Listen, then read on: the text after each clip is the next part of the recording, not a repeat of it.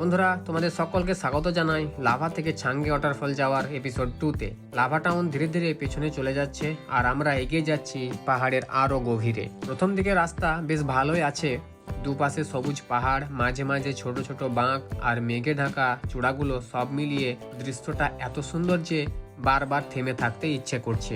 কিন্তু কিছু দূর আসতেই হঠাৎ করেই রাস্তার চেহারা বদলে যেতে শুরু করছে। পিচের রাস্তা শেষ হয়ে যাচ্ছে, সামনে এখন শুধু পাথর, ধুলো আর ভাঙাচোরা পাহাড়ি পথ। কোথাও বড় বড় পাথর উঠে আছে, কোথাও আবার রাস্তা এতটাই সরু যে দুটো গাড়ি একসাথে পার হওয়া প্রায় অসম্ভব।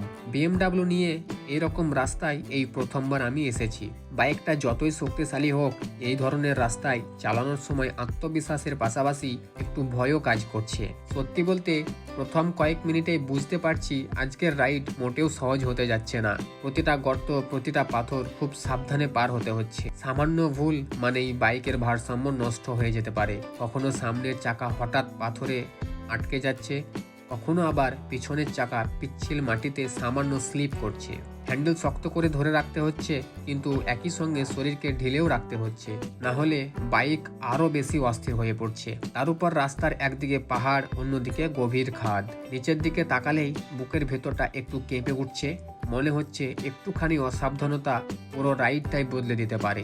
তবুও থামার কোনো উপায় নেই, সামনে এগোতেই হবে, কারণ পাহাড়ি রাস্তায় আসল মজা লুকিয়ে থাকে এই অনিশ্চয়তার মধ্যেই। যত সামনে এগোচ্ছি ততই রাস্তা খারাপ হচ্ছে, কোথাও কাদা, কোথাও শুকনো ধুলো, কোথাও আবার এমন ঢাল যে বাইককে টেনে তুলতে হচ্ছে। ইঞ্জিনের শব্দ, টায়ারের নিচে পাথরের ঘষা আর চারপাশের নিস্তব্ধ পাহাড় সব মিলিয়ে একটা অদ্ভুত অনুভূতি তৈরি হচ্ছে।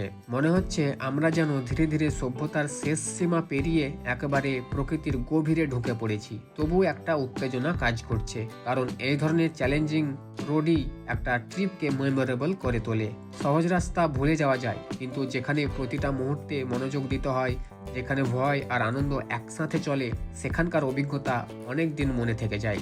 আর ঠিক তখনই সামনে এমন কিছু দেখতে পাচ্ছি যেটা পুরো যাত্রার সবচেয়ে সুন্দর মুহূর্তগুলির একটি হতে চলেছে। সেটা কি জানতে হলে অবশ্যই পরের এপিসোডটা মিস করো না।